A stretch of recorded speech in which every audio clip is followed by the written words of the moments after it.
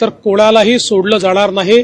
कठोरात कठोर अशा प्रकारची कारवाई ही केली जाईल। राहुल गांधी या ठिकाणी केवळ राजकीय हेतूने आले होते।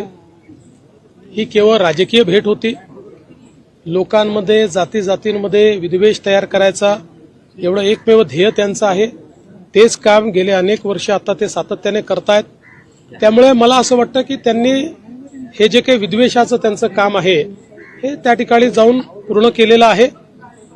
महाराष्ट्राचं सरकार संवेदनशील असल्यामुळेच या ठिकाणी या संपूर्ण प्रकरणाची आम्ही न्यायालयीन चौकशी ही घोषित केलेली आहे। न्यायालयीन चौकशीमध्ये या संदर्भातलं सगळं सत्य आणि तथ्य बाहेर येईल। काहीही लपवण्याचं कारण नाहीये आणि जर त्या चौकशीमध्ये कुठल्याही प्रकारे मारहाणीमध्ये किंवा अशा प्रकारच्या गोष्टींमुळे हा मृत्यू झालाय असं बाहेर आलं